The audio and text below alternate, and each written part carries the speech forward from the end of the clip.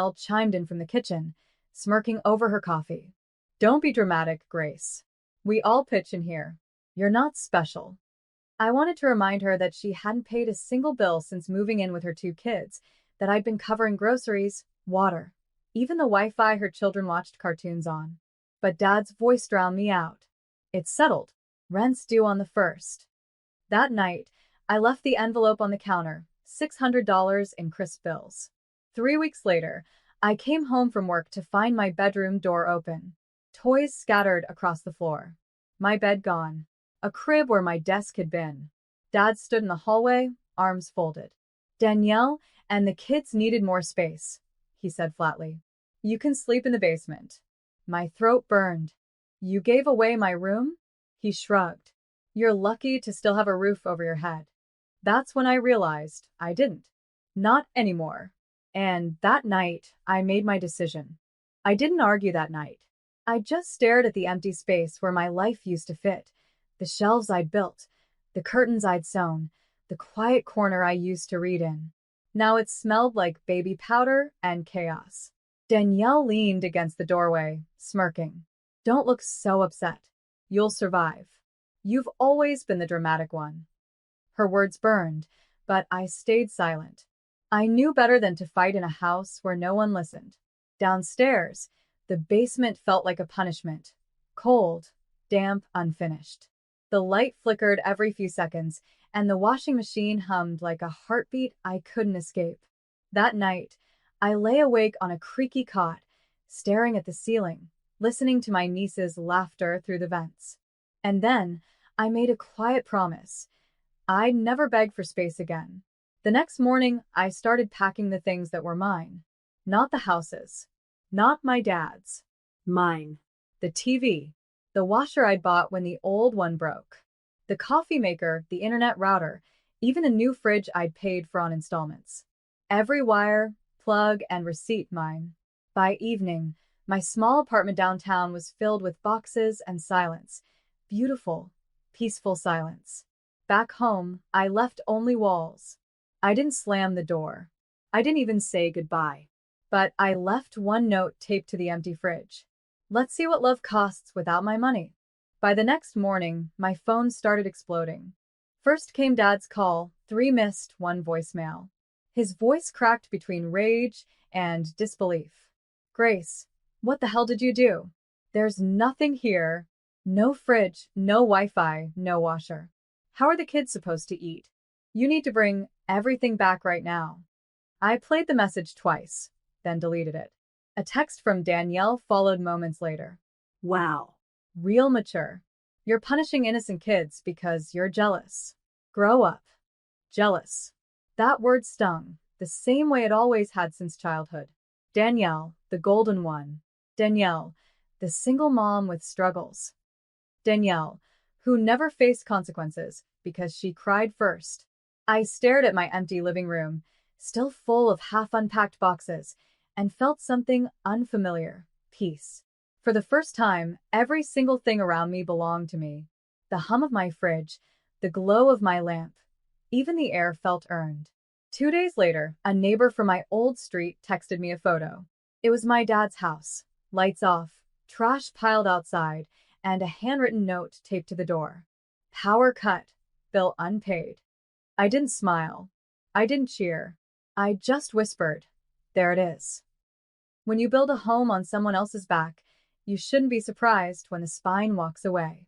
That night, I poured myself a glass of wine. To peace, to freedom, and to the silence I'd bought with my own 2 hands. By the weekend, Dad showed up at my apartment. No warning, just 3 loud knocks, like he still owned the right to demand my time. When I opened the door, he looked older than I remembered. His pride seemed to have melted in the July heat. Grace, he said quietly, your sister's at her breaking point. The kids can't sleep. They miss you. I leaned against the doorframe. They miss the Wi-Fi, Dad. Let's be honest. He sighed, rubbing his forehead. I know I handled things wrong, but you can't just leave us hanging like this. We're family. Family. The word rolled off his tongue so easily, the same one that made me pay rent for a house I already carried. I didn't leave you hanging. I said softly. I stopped carrying what you all dropped. His eyes hardened. You've changed. You used to be kind. I used to be used, I corrected. Danielle appeared behind him in the hallway, arms crossed. So, this is who you are now? Cold? Heartless? I met her stare. No. Just done being your wallet. Her eyes flashed, but before she could respond, a maintenance worker stepped out of the elevator and greeted me politely. Morning, Ms. Hayes. Danielle blinked, confused. Ms. Hayes. Not Grace, the burden. Dad looked away, ashamed. He mumbled something under his breath and left. Danielle followed. The elevator doors closed behind them. For the first time, I didn't chase after them. For a few blissful weeks, silence reigned. No calls, no guilt trips, no doorstep drama. Until the day I received a letter. Not handwritten, but official. A notice of default. Addressed to my father. I almost tossed it aside before realizing.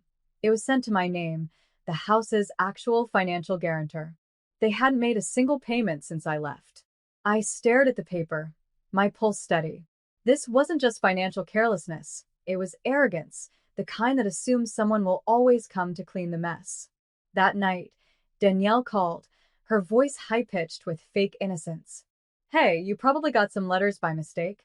Could you forward them? The bank stuff. I smiled slightly. No mistake. You're behind on the loan. What? She shrieked. You're supposed to help us until we stabilize. Danielle, I said calmly, you call me selfish. So I stopped giving. She cursed under her breath, then muttered, you think you're better than everyone. I cut her off. No. I just learned what happens when the person you drain walks away. Before hanging up, she spat. You'll regret this. But regret never came. 3 weeks later, the house went into foreclosure.